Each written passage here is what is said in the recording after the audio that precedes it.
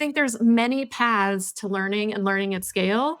And one of the most important paths is being in a company that scales. Like when you've only worked for a $15 million company, a $75 million company doesn't want to hire you at the same level because you haven't seen the next pattern. And so it's really important to either get into some bigger companies earlier and then work your way smaller because you know the patterns, or be inside a company and let yourself grow there to see the next patterns. Get ready for the ProducTea with Leah, your fun-sized dose of business, tech, growth, and product chatter. I'm your host, Leah, and it's time to spill the tea.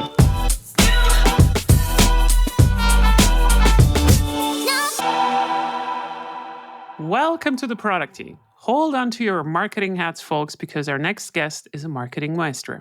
From taking Atlassian public to transforming global awareness for Oracle, she's the powerhouse behind some of the tech world's most iconic brands. Think eBay and NASA are doing cool stuff? Well, they have her touch sprinkled all over them. But wait, she's not just about the bottom line. Co-founding Pledge 1%, she proves you can scale mountains while planting trees. Whether it's running hypergrowth campaigns or literally running and sometimes tripping on sidewalks, she's a force in marketing and social impact. Wondering how to combine hustle and heart in business? She has the cheat codes. Carilu Dietrich. Oh my God, we have to leave this in because this is too funny. How are you doing this morning? I'm doing great. Thanks. Oh, what a sweet and lovely intro. I don't think I can add anything to that. Yeah, it's great. Specifically because I was just practicing for 2 minutes how to say your name and then I still botched it. So I was surprised you found the quote that I like running, but sometimes I trip. Yeah, I do my research very thorough. Everybody notices this in the first minute. So I hope there was no mistake in there. How would you rate this introduction from 1 to IPO? IPO, successful IPO. Okay, that's good enough. Can you introduce yourself to the fools that may not know you? So I do what you said. Let's see, I'm a former CMO. Most notably, I took Atlassian public. These days, I advise hypergrowth CEOs and CMOs. I've had clients including 1Password, currently Sprout Social and Bill, Miro, Segment, and many others. And I am the advisor that I wish I'd had when I was at Atlassian and things were growing so quickly and I was growing in my career. Oh, that is so nice. You have arrived at the person that you want to be. Is that a fair summary of your career? Like now you've reached the top and that's it? I don't know that we ever really arrive. I myself, I'm still trying to prove so much to myself what I could do. And I feel like there's a lot left to give. But I think I had this great career. I had some great mentors, but I went through some periods that are really tough, like we all do. And I wish that I'd had more support from someone who knew already how to do the job that was hard and changing and, the job of a lifetime. And so now I've kind of structured my life and business around helping CMOs and VPs extend their run rate at phenomenal companies because they have someone else at their side who can help them understand what it looks like next. Yeah. Yeah, that's really cool. I feel like at some point in your career, you get over the threshold where things become fun, but at the same time, you have this perpetual disappointment in yourself to keep you still driving. Which I still do. Like I have this kind of, I think it's about 3 to 4 months. There's a time of where you look back on what you did 3 to 4 months ago and you start to cringe a little bit. You're just like, did I really say that? Like in this particular podcast or like in this particular article. For me, it's about 4 months. And after 4 months, I'm just becoming so frustrated that I need to learn something new. It's kind of like my time span. I think you should give yourself more credit. I feel like I just have this voracious hunger to learn more and do more and meet more people and participate. I don't know, maybe there is like a FOMO, but my husband teases me because he's like, you're never going to be retired. You're going to have all these side projects and meet with all these people and try to speak at conferences or write things or do things. It's like even on vacation, I want to take a class and learn more. If it's pottery or yoga or AI or design, it feels like life is so short. No, I agree with you. I hope it's not. I agree with you. I genuinely feel like I rock, but I also suck. And I think you have to kind of balance it, I told someone the other day that if you don't wake up one day thinking that you go broke the next day, and then a day after you feel like you're going to be the richest person in the world, something is wrong with you. Like, I feel like there's this emotional bouncing is necessary. It is very important because I feel like on the bad days, I feel like I'm really good at managing risks. And on the good days, I'm really good in delivering like the visions also for myself and for my clients, like where to go and so forth. Let me ask you a personal question that I ask everyone. What do people get wrong about you once they get to know you, either professionally or personally?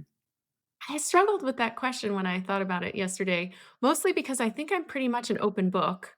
In my writing and online and in my presentations, I'll share a lot of my Mhm.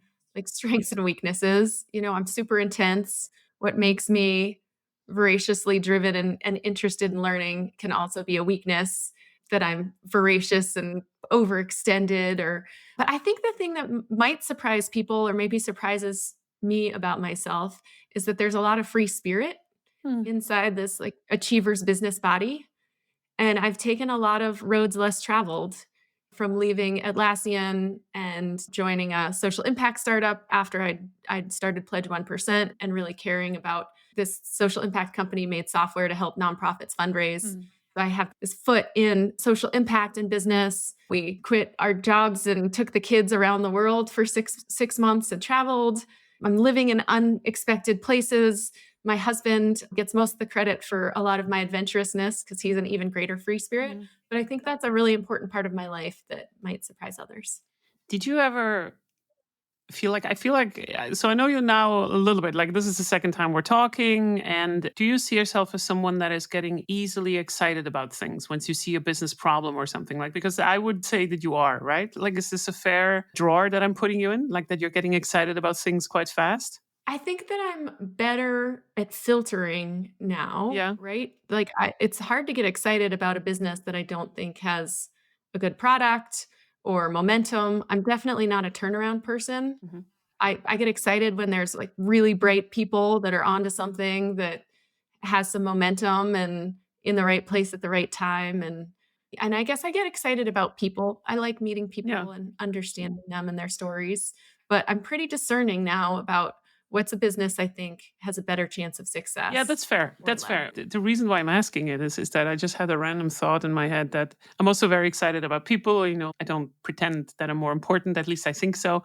And I think sometimes this gets mistaken as, oh, she has already 100% buy-in, like, and if you meet then people that are extremely sales driven, they might think that, oh, okay, we don't need to negotiate anymore because yeah, Leah is just now in the weaker position. And then I'm like, no, no, no, no. This does not mean that you have my buy-in. I'm just genuinely excited about you and the business that you have, right? So like, I'm also very interested whenever someone pitches me something. I just noticed this in the last couple of weeks. I had some really fun interactions where I think people took away from there that, yeah, like the buy-in situation or like the power, the balance of power was in some way different. And I keep thinking about it, whether this is true or not. Yeah, I haven't really arrived at an answer yet. All right. So, in your career, which was very colorful, and you've seen so many different stages, and you went through all motions of marketing that someone could have. You had the IPO side, you had the non IPO side, you saw pretty much, I would say, almost everything. What was your biggest unlock in your career where you were like, maybe that was also unintuitive, maybe outside marketing? I don't know. Like, what was the biggest thing that actually brought you forward? I think the back to maybe this free spirit comment. I started my career in enterprise. Sorry, I started my career by wanting to be a nonprofit, and I wrote a book on the giving programs of the top 50 tech companies. And then I was like, "Oh, tech companies have a lot of momentum. They have a lot of money. Maybe I should go in and learn to be a business ninja, and then I can come back. I can either give tech companies money to nonprofits, or I can come back and be a business ninja in the nonprofit world." And I talked my way into a single senior survey class with all my developer roommates to learn about tech and got a sales job in tech. So like my first gate out of the gate was like talk my way into something that I was not qualified for. Hmm. And then throughout my career, there's been these like big inflection points. I was at this company, they brought in like a takeover selling CMO and CEO, and I didn't get along with her. They were kind of trying to prop up the company to make it look good to sell, but we didn't know it at the time. And then when we got acquired by the new company, she didn't like me either. And I wasn't going to end up making the transition. And I pitched this new role to the new vice president of marketing that I would be this like M&A integrations person because I knew everything about this company. I'd been there longer than anyone else, and I'd help integrate all the systems and the people and the processes into the new company. And I got this job that didn't exist, but it like launched me into kind of like relationships with the executives at this company. And then when we got acquired by Oracle, I was doing product marketing, and I was a great product marketer. I could have had a whole career in product marketing, but product marketing at Oracle was very different because it's much narrower than at a smaller company. And I pitched myself to the advertising department where I had no experience advertising. I'd never bought at the like scale that we were going to operate at. And I pitched myself as someone who knew a lot about technology and could help write the ads and was a well-rounded marketer. I'd done demand gen, I'd done sales, I knew the enterprise motion. So I pitched myself into this role I wasn't qualified for, got it, had a fantastic 5-year run where I wrote ads for the front page of the Wall Street Journal, did movie integrations for advertising, launched first ads on an iPad, like did all this cool stuff in a job that I wasn't qualified for. And so I feel like there's this willingness and ability to try to make up a job and talk my way into it that gave me opportunities that didn't even exist. And I think that just really propelled my career in a way where if I was like waiting to apply for something, I wouldn't maybe have been able to do as interesting things or move as quickly. This is such a beautiful framing of something that I also realized at some point, and I think it was the first executive job. I was highly unqualified. I had, I think, a monthly salary of about 5,000, no equity, nothing, and I was the head of product. And it was a long time ago, but I was definitely not qualified. But the interesting thing is, I don't know whether it was for you as well, the same, but like you start to see that everybody's cooking with the same water that you do. There is no, there's this kind of magical wall of like, oh, like executives, they're just doing it different, right? Like they're the managers. They go to the secret management school that nobody knows about, right? Like, and then they close the doors to their offices and everything is special. It's almost like when you're in school and you feel like, now I look up to the next grade and this is what I'm going to be at some point. But you have problems really imagining what it is. And this was for me really coming to truth moment where I started to feel like they don't know better. They actually do not know better. Sure, like in your domains, of course. I mean, if you do finance, you should know finance. That's clear. But they're not more crafty than me once we have the same amount of information. And that was for me a really interesting moment all the way through all the scales that I've seen so far. I've had both sides of the coin on that one because I would say in those jobs where I wasn't qualified, what I did have was a willingness to work incredibly hard and go above and beyond. So I met all these people I didn't have to. I worked extra late to kind of understand it. I like wanted to be fantastic at it and was willing to put in the effort. So I think that is a separator. And then I agree that when I thought that the executives that in these C-suite meetings, they had all the answers and they just weren't sharing them with us. And then I got in those meetings and was like, "Oh yeah, we don't have the answers. There's like no right answer. We don't have enough No. information." But I'll say I'm kind of coming through on the other side because what I see now that I'm older is that there's some people who do know better because they've had more pattern recognition. And you see this with like the difference between a first-time founder and a third-time founder. You can work hard and be creative and read and learn and do probably almost as good, but also as you get older and you've seen patterns, they really help you solve problems faster or the ability to like know the right person to call to get the right answer from quickly versus like spending weeks trying to research it. And so, I mean, I think that's why advisors are so valuable. And that's why having some people on the team with more experience and Yeah. some like go getters who are going to like workhorse it out and be creative on a diverse team can make the team successful. I 100% agree. And I would like to add one thing to this in terms of what you think experience looks like actually changes as you are younger or fresher in the industry to versus when you see it later.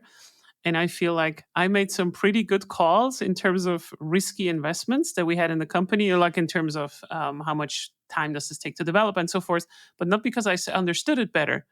It just like it smelled like it's going to be much more complicated. And I did not understand the technical stack. I just knew that, guys, I've been doing this for 20 years. Your argument sounds really, really good, but it does not smell like we can get this done in the next 6 months, including testing, including QA, including all of this. It just does not smell like it. And I feel like this is probably sometimes also an experience thing that you just know for so certain that something just takes longer than you think it is, that no matter who the smartest person is in the room, that you can anticipate it just, like that it's going to be just really quick. Nothing is quick in business, especially at scale. It's just taking time and you need to lengthen your your time horizon on how you think, right? So like an executive, maybe also you have a good point on this one, but I felt like also as an executive, this was the first time where I had to consistently think 1 year ahead. It's just not good enough to look for the next hires anymore. You have to anticipate, okay, if we're going to go for 30 people in next year, maybe we have to start hiring already now, even though we may not have the need, but otherwise we're not going to meet the goal. And Mhm. that was very, very interesting for me as well.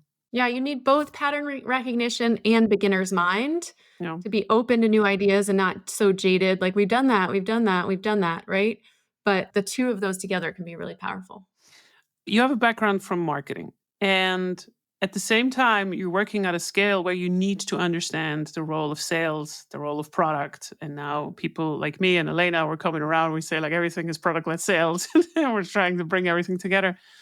How do you see the roles of the different silos change, maybe in the last couple of years, but also on the scale? And maybe just really quickly also for the audience, what is the scale of the companies that you advise on mostly? Where do you see most of your strengths? And how does this all change through, like, is the job of a CMO at 100 million or a company the same as the one on the and 10 million?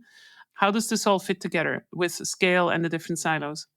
So that's like 5 questions, but I'll take them one at a Yeah, time. sorry. As a marketer, when you're an individual contributor or as a like senior manager, you're worried about marketing. But when you're a CMO, you care about the business. You are basically a CEO in training. And so, what the product strategy is super important, because if you don't have the right ideal customer, you're not offering the right product, your product isn't good enough, marketing will never be successful, right? So definitely I'm very involved as a marketing executive in product and sales and even finance, in terms of like getting the plan right for the next year and the assumptions. It's helpful for me because I did start out as an enterprise salesperson. So I Mm. sold the deals that were like a million plus. So I understood the sales motions. I've done territory planning and sales training and sales enablement. So I have a stronger than some background in the sales side. And almost all of the companies I've worked for have been enterprise sales, except of course Atlassian, which is the pioneer in PLG. And so I've got the PLG sales and the enterprise sales. So I have a lot of thoughts and opinions on all of them.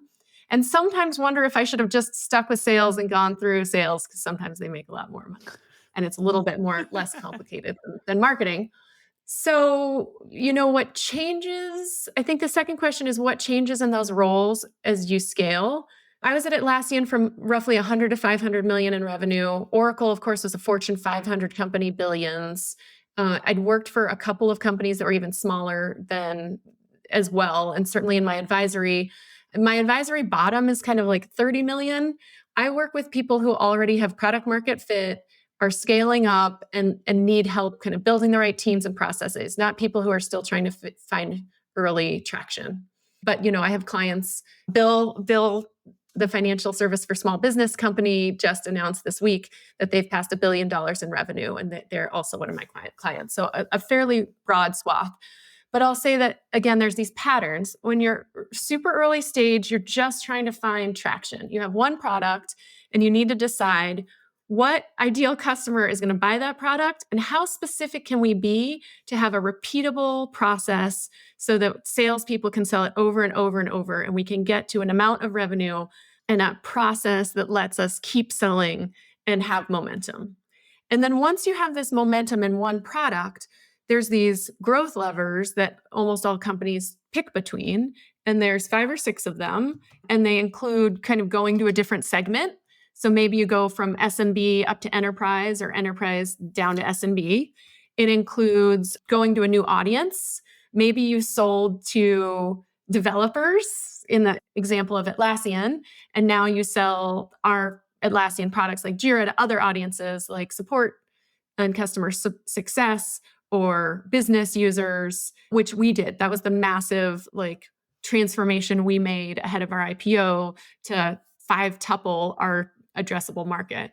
Some other things people do is add a second product, add a new distribution channel like partnerships, acquire and enter a new category, like a related category. So there's a couple of these patterns. And when you add in one of these patterns, it more than doubles the complexity. Yeah. If you're trying to sell to an enterprise market and an SMB market, or more applicable to you, if you're trying to do PLG and enterprise sales, it's very complicated for the marketing team and the sales team and the product team to balance the complexity that comes up and set the right allocations to get the right results. So I find this all quite interesting in the sense of how organizations have to always resort to creating more silos due to the size that they have, which is clear, right? Like it's one of the complications that you almost always land in. And then at the same time, you try to reduce the silos again by having cross-functional teams, like by ultra collaborative, bottoms up motions and so forth. But for enterprises, it seems to be very, very complicated at some point. Is there for you some kind of frame of mind that you have where you say, this is a sign that the company structure really is not sustainable anymore and you have the first signs of things are starting to break down? I know this is a very generic question, but I meant more like on the size of typical breaking point. Seems to me the first one is so after 5 million, and then the next one is after like 15 to 50 million, something in between there, and then things start to break down. But like, is there something common that you constantly see? Because people also book you, they come to you and they say like, hey, can you help us also with the marketing side, or maybe even more? Are there specific signals that you see constantly appearing? So I see that in growth, there are these phases where you've had kind of early tactics that are working or early employees that are working. And then you get to this next level of scale and you need to figure out if this is the right team to deal with those No. new responsibilities and can they take you to the next level. I don't disagree with your levels. I know a little bit less about the under 30 because I focus kind of 30 and above, but somewhere around 30 to 50 to 60 maybe the company's gotten traction and now needs to scale. And sometimes that's when they do a fundraising that lets them invest and hire some kind of more senior executives. You'd see like a more senior CRO or maybe a more senior CMO. Sometimes the sales and marketing leaders can really grow through that, but maybe then they, at 100 or right before IPO, they start to kind of bring in people that have already seen the next stage of growth. I mean, there's very few people that have gone 0 to 500 or a billion. Generally, they're kind of different skills because the first ones are like, how scrappy can we be? And how hungry are we to really like make something work without any process and structure? And then the challenge is the next stage, like 50 to 150 or something, is about process and structure. And sometimes the people who did the scrappy stuff don't like the process and structure. No. And certainly someone who likes a company at 75 million and the ownership and the breadth of responsibility they have might not be happy at a 500 million company, 500 million revenue company where they own kind of a narrower part of the business and they can't get everything approved.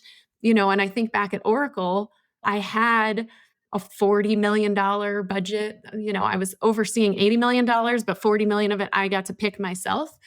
And that's more than the revenue of some of the companies.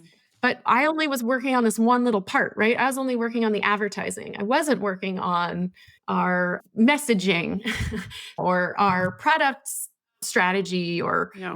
it's so big that you have to have a smaller piece. So I think when you're scaling, the three things you need to think about are the people, the processes, and then the allocation model to the growth levers. Like the executives have to be really aligned and specific on the strategy for it not to get to be silos that are doing different things. No.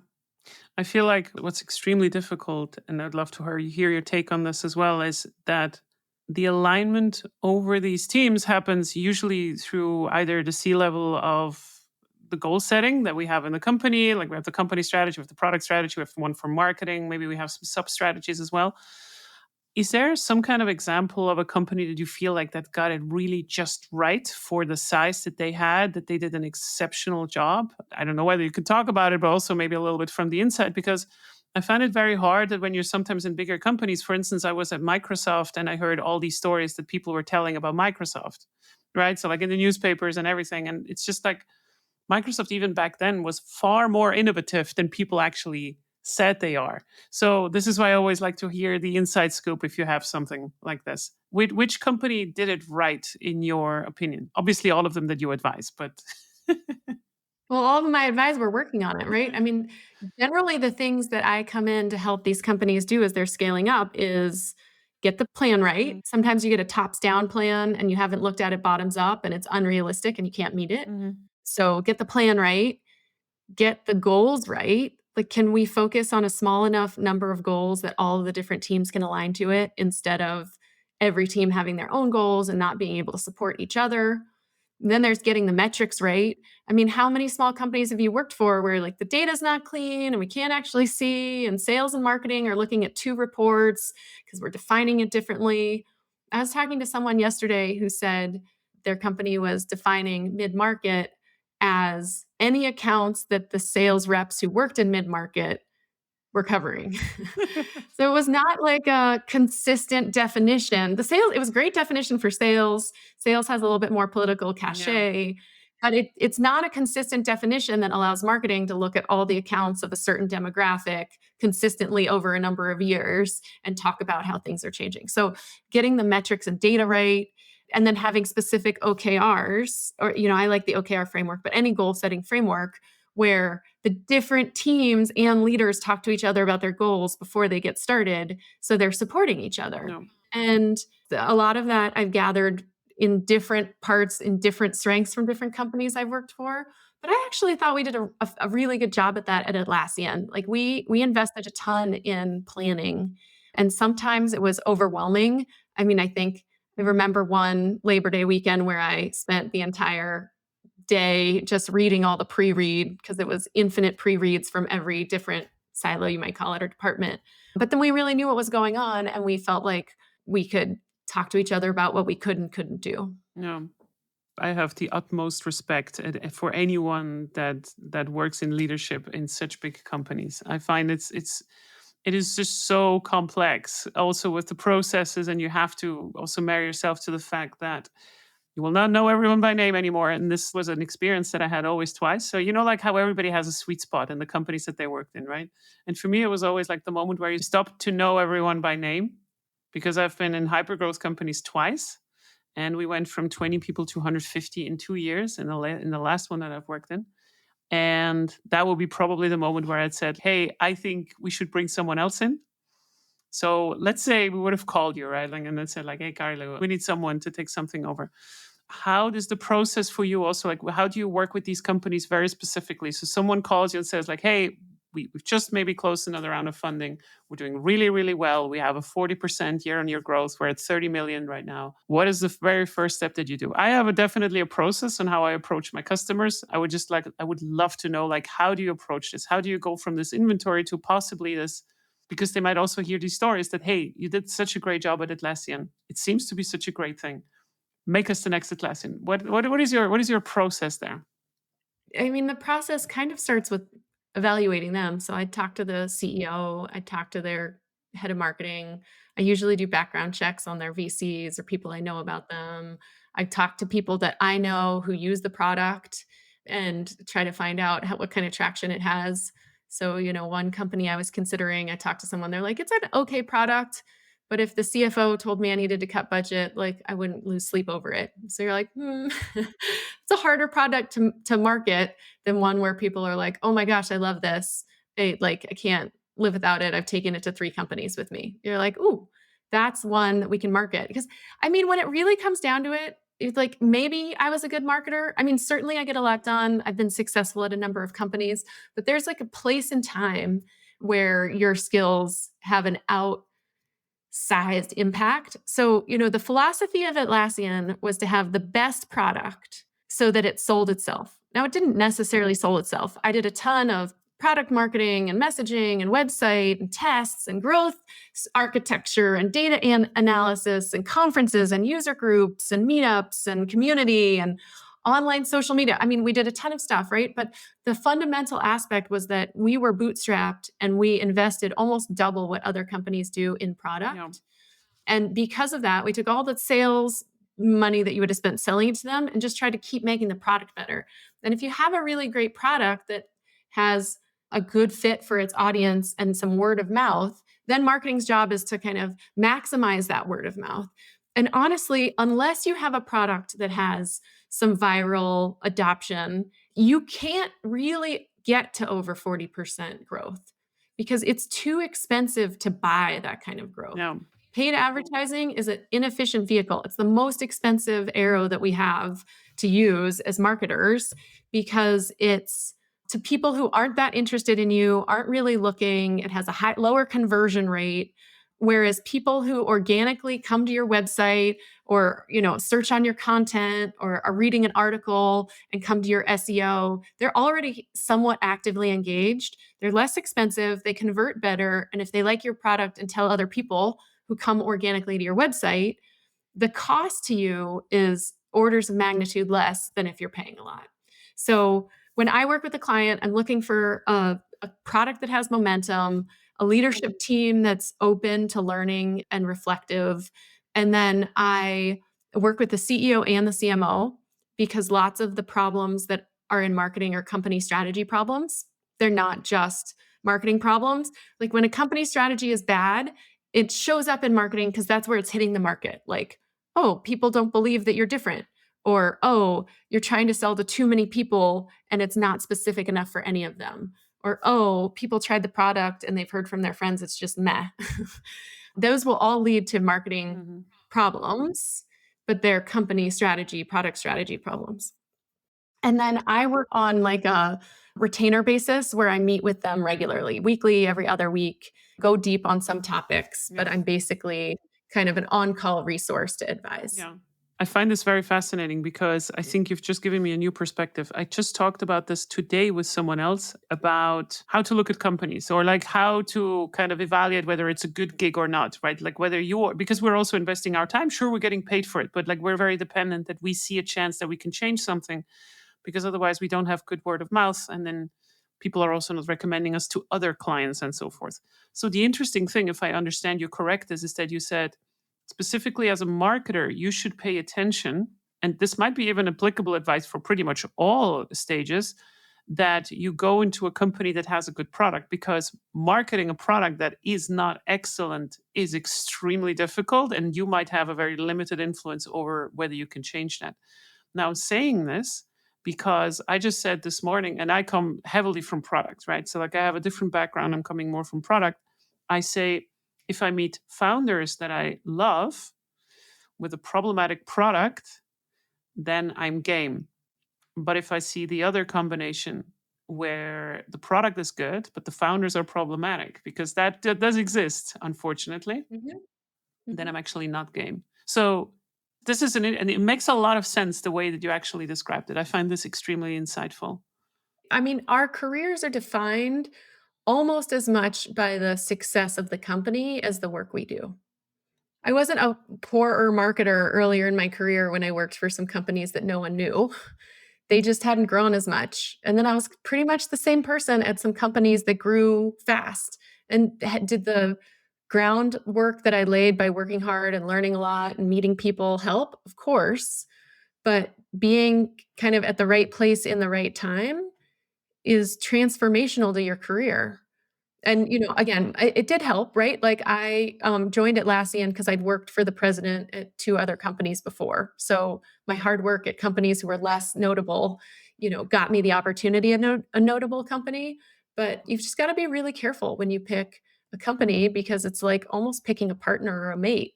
For the next several years, you are gonna be tied to them, and then what you're gonna talk about for the rest of your career is gonna be what you learned or who you met or what you were able to influence there.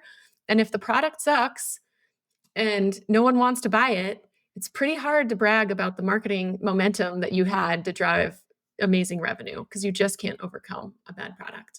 Yeah, I find this quite difficult because I'm talking a lot about what the product is, and in some companies' motions, it's actually starts to change. So the core product might be actually healthy, might be good enough, but the product onboarding experience, which is so critical for product-led growth, because you do not have a salesperson oftentimes that is holding your hands, is just falling apart or it's just not good enough. But I really like That this. feels like the part you can fix, though. If a product itself, when it's installed, solves a problem, a really deep pain, fixing the customer support and the onboarding, like, that's what they hire professionals with pattern recognition to do. No, I'm with you, but that was the question right now, right? So like you still have a limited influence over this over marketing. So it is exactly the way that you said. This seems to be more like a strategy problem in terms of like, okay, so now how do we actually surface this problem first and then how we derive a strategy to address this? And this is what I love so much about your answer from before. even though you work very much in the clouds, right? Like in terms of the revenue, like this is a really high cloud or high, how do you say, like level. And when you evaluate whether someone is an interesting client for you, you still go to clients of them you start to try to understand how they use the product. And I cannot emphasize more how important that is. It does never, like, you should always be on that particular level. It does not matter on which level that you are. You always have to talk to customers. You always have to kind of do your due diligence in this sense. And just wanted to say that I absolutely love this. So I'm very glad that you did not mention like some complicated framework, like to analyze company performance, which is also important. I know how to read investor slides, but you have to do your research on the ground in the end. This really got me. I'm right now thinking about maybe if you had to give someone an advice in how they can get into this kind of position, not necessarily as an advisor, but like let's say you want to level up your marketing skills and you've been maybe also a marketer at, I don't know, 29 million, so 1 million before you actually come in. What is a key core skill that you have to have now as a marketer to work more at scale, if that's the correct terminology, rather than in just a normal startup or scale up that is just, maybe we already answered this, I'm not sure, but like that is a little bit on the earlier path. So I think there's 3 main expertise areas in marketing. One of them is demand generation, and that's kind of more data-driven, paid performance-driven often. Can often also include the organic performance marketing, but like get leads, get revenue, work with sales. The second one is product marketing. How do you talk about what is your strategy? Product marketing is the strategy arm of marketing. I probably should have mentioned it first then. It's the strategy. What's the strategy? Who are you selling to? Who are you selling against? Why is it different? What's the vision that you're talking about? Why should people buy? Strategy, messaging, sales materials, experts that speak at conferences or user groups or do evangelism. So that was the second one, is product marketing. And the third is brand and communications. So at a smaller company, that's often public relations, social media, maybe website. And those 3 functions, when you're at a tiny company and there's only one marketer, that one person has to do all 3. And often companies will hire the demand generation person first, because the messaging and strategy can somewhat be done by the founder. And honestly, I worked for Oracle. I wrote ads for the front page of the Wall Street Journal, and Larry Ellison approved every ad and rewrote a solid 3/4 of them. So founder-led messaging is a reality at all kinds of scales, which I buy because they're closest to the like history and context. They can see all the things that are happening in the market. They're thinking about acquisitions. There's a lot to be said for that. But then as companies grow, they realize they also need someone who can do that in the company and help the founder scale. So they'll end up with a product marketer and a demand generation person. And then as the company scales beyond that, they'll have a generalist who's the vice president or a CMO above them who can bridge those two and do both of them. So it depends on what you want to do in your career. I thought, like early in my career, I decided I wanted to be a CMO. And I thought you cross-trained. There was this GE program that I read about in Forbes or something, where people who were being groomed to be executives would do 2 years in each different department at GE, so they understood the business and could be an executive. So I systematically worked my way. I started in sales, I did demand generation, I did product marketing, I did advertising.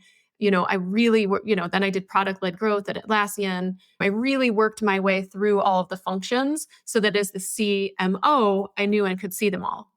Turns out a ton of people just do one and get better and better and then take on new departments, which you can do if you hire an expert who's really good in that department. But so I think there's many paths to learning and learning at scale. And one of the most important paths is being in a company that scales. Like when you've only worked for a $15 million company, a $75 million company doesn't want to hire you at the same level because you haven't seen the next pattern. And so it's really important to either get into some bigger companies earlier and then work your way smaller because you know the patterns, or be inside a company and let yourself grow there to see the next patterns. Yeah. I find this is a very cool way because as well for me, like I felt that I always sucked at sales and I always sucked at marketing at some point because I felt like I have to become this ultra specialist on product side. And it is exactly as you said, like if you land in a company that starts to scale, new opportunities start to come up faster than your hiring plan can actually fill them. And lo and behold, we started to implement B2B also at Small PDF. And I'm not a salesperson, right? But like I could use the little experience that I had from before to actually start an entire B2B motion. Not at scale, but this is the thing that you were talking about, right? So like the opportunities are just opening up and then you need to also be proactive. I think you have this beautiful bias to kind of like just say, I want to do this. And then you try to figure out how to do it, which is exactly this beautiful growth mindset where you just, oh, I don't know what I'm doing, but I'm doing it right now, right? So like, and then you kind of try to feed the skills into it. This is really, really amazing. I also picked up from this particular conversation on what you said. You said something that I've never heard before, and that's this founder led messaging. I never heard it being framed in this way. Would you say that maybe also through the stages of a company that founders start with founder led sales, which is a good thing, by the way, and then they kind of switch into founder led marketing once they have, founder led messaging and marketing, because they kind of already situated their first salespeople because they're kind of going away from their founder led sales. And then you need to also talk them out of that so they can finally step back a little bit from their executive position. Is there a fair framing of what you just said? I think founders start with marketing. They have an idea that they have to tell the world about. I mean, at its essence, marketing is what do we do? How do we tell the story? How do we get people interested and engaged? And how do we get them talking about it? So, when a founder is a single person with an idea looking for a co founder, they're doing their first founder led messaging. And when they're looking for their seed round investment, their pitch deck is a marketing material to an investor. And when they're trying to hire their executives, they're like marketing. They're doing PR and vision and talking about, what this company can become and what the category is. Like everything that relates to their first sales, talking to a customer, like understanding their problem, describing how our problem solves their problem. That's all messaging, positioning, storytelling. So I think it bridges there's some sort of quotes that I'm going to get wrong, but like the story is the strategy is the story. Like basically, what you say about your company articulates what you are going to do and what your impact is going to be. So, you hire these people who have expertise in marketing to be like, okay, well, you take that idea and we're going to put it in this spreadsheet that has these categories so we can teach everyone else at the company what you're already doing. And hey, we're going to take this brand message and product strategy and we're going to put it in all these data sheets and on the website and we're going to have people who don't know as much as you replicate what you're doing. But the founder was also always doing this messaging, storytelling, positioning by making decisions and leading the company. And I think that's why, again, Larry Ellison can still do it at that stage because you're still making decisions about who do we want to be in the world, what's most important to tell people so they'll buy our software. I think the one thing that I really admire about great marketers is that they understand inherently what incredible unlock it is to niche down in a messaging to be specific to a very specific audience, even at scale, right? So, like that you really know who you are marketing for. And I think this is one of the best things about marketing. So, I've learned today from you that everything is marketing and that we could just lay down our jobs in sales and product. Or to be a bit more serious, no, I just put words in your mouth. So No, I just mean like you're marketing yourself when you're trying to get a promotion. You're 100%. marketing yourself when you're trying to decide 100%. what features we should do. It's not a thing that's separate. No, 100%. And I think the one thing that I keep talking about also on this podcast is I just do not believe that you can go into the next couple of years in this industry without knowing what the other silos are doing. If you ever want to have a C-level job, doesn't matter what it is. You need to know financials, you need to know marketing, sales, and product. It doesn't matter whether you're the CPO, whether you're the CMO, it does not mean that you have to be the best salesperson as a CPO. That's not what I'm talking about. But you have to understand all of it and you need to be a good storyteller. It's exactly what you said. You could just not sit there and hope that, I'm just going to talk to the customers and then I have the best product. No, you need to understand how it can be marketed and you need to also understand how it can be sold. Otherwise, it just does not work. And if you don't know how it fits in with the financial story on how does this generate revenue, you're just, yeah, like you're hampering yourself. You just limit yourself. And yeah, And let me I don't know. jump in there for a second because as I hear you talking about it and I think of young Carrie Lou is overwhelmed. Like, I need to learn every aspect of the business to be successful. I'm going to start doing more online training. And I would say, very specifically, what I did in my career was build relationships in the company. Because you could be like the most certified person ever and still be book smart and practical stupid. So, like, when I was a salesperson, I became friends with my SEs, sales engineers and technical people to really learn about like how does a technical sale work? When do they come in and use architectures? And then when I was a public relations manager, I became really good friends with the developers and release engineers at my company. And in fact, I joined their whiskey club just so I could like hang out with them and like learn about how did they build software and like when were things going to come together and how could I talk to them about the market and what did they know about our customers that I didn't because they had different kinds of conversations. And again, when I was at Oracle, I literally had a spreadsheet of every executive kind of across the business that was above me.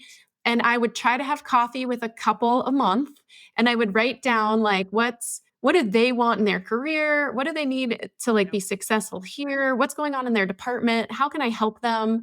And so I had like relationships in customer support. I had relationships in sales. I had relationships in our industry. And it doesn't happen fast. It's like slow and over time. But if you have relationships, then you just kind of know enough information that you can be dangerous, not dangerous, you can be helpful. And you have all these people you can call if you need more Yeah. information. So you don't have to learn it all. It's like a cheat code. As you said, I had the cheat codes, and the cheat code is figure out who all the people are, care about them and what they need in the world, Yeah.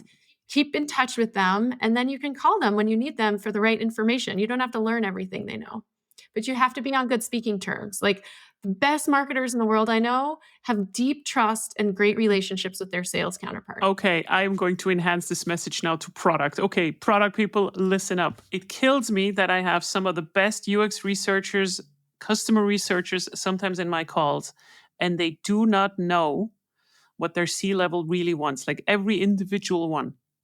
What you just described is a masterpiece of really understanding what is important to your leaders. And it's not just like revenue is not the answer. That's not what we mean. We all have our desires for our career. We all are being measured on different specific goals for all our different departments. And if you do not know what these exactly are, and people do tell you, right? Like I do tell someone exactly like, okay, look, these are the goals that we want to reach. These are the constraints that we have. Here's how we are situated in the business.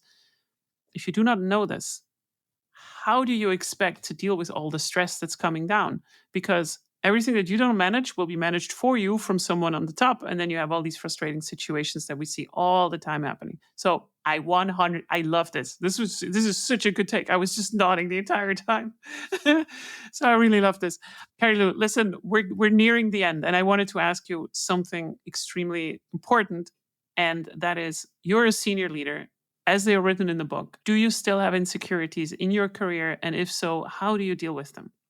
It's funny because I was at this conference with these CMOs a couple of years ago, and there was this woman who had been the CMO of a public company. She was a board member of brand name companies, and she was talking about imposter syndrome. And she was specifically talking about it in the boardroom. That in the boardroom, she goes in, she doesn't know if she's adding enough value, and maybe she doesn't understand enough about the company. And I thought, she's like beyond my dreams for my career. And if she still has insecurities, like achievement doesn't get rid of insecurities. You just have new insecurities about an even higher level of performance. Like, oh, well, now I'm competing with Fortune 100 CEOs who are also in the boardroom. So, and most of the most successful people I know talk openly about some of their insecurities. I think the challenge is can you use it to drive you, right? Like, I work hard, I hustle, I'm like scrappy, I would say, about driving to because I'm somewhat driven by those insecurities and this like desire to achieve more or do more, while at the same time thinking about it as a gift and not letting it overwhelm you or make you annoying to be around. Like sometimes people fulfill their own insecurities. You've seen it in a relationship where they're like, I think he's going to cheat on me. I think they don't love me. You're going to break up. And it's like you're pushing them away through your insecurity. Whereas you could use your insecurity to be like, how can I be my best self? And how can I just be proud of what I'm doing with the cards I was dealt? And so I don't know. I still want to achieve more, but I try to set realistic goals and I try to savor some things that I've done. And I try to appreciate balance in my life. And so I think we're all just trying to be our best selves. And some of that is having more compassion and patience with ourselves, especially if you're a high achiever. Yeah, I think that's a beautiful message. And I think what you just said at the end, that you have to just also forgive yourself and be a little bit more patient with yourself, is also quite important. You can still be very, very hard on your goal. But at the end of the day, like if you gave it your all and it didn't work out, that's fine. It's fine. Like you don't have And to. all of us have other things going on in our lives, Wow. right? I mean, some of the choices I've made have been supporting end of life for my mom and my aunt, Mm. or living near my dad because he's like an elderly widow, or taking some time off to help my kids be really high functioning. Like, I have friends who have had health problems. Like, everyone's got something going on. I think a quote that one of the old CMOs of Facebook had shared once with me was, don't compare the outside of your house to the inside of your house. Don't compare the inside of your house The to the outside. outside of everyone Yeah. else's house. And I Beautiful. think that that's really true. You really don't know what's going on in other people's Yeah. lives, and if those achievements were worth it or would be worth the sacrifices for you. Also, I'd like to pitch the Tao Te Ching. This is my favorite book about life philosophy. And it's about, the flow of the universe. And I think we have so much control and we're making all these mistakes, but we're part of something bigger that's flowing and we're learning as we go. And we have some control over our lives. And in other parts, we really don't. Yeah. So we like take our blessings and our burdens and do the best we can with them. What better closing remark than this? I should not say anything anymore except for thank you so much for spending this hour with me. This was an unbridled pleasure. Thank you, thank you, thank you, thank you. And I hope this was not the last time. Thank you for joining me. I really enjoyed it. Thanks for having me. Booyah!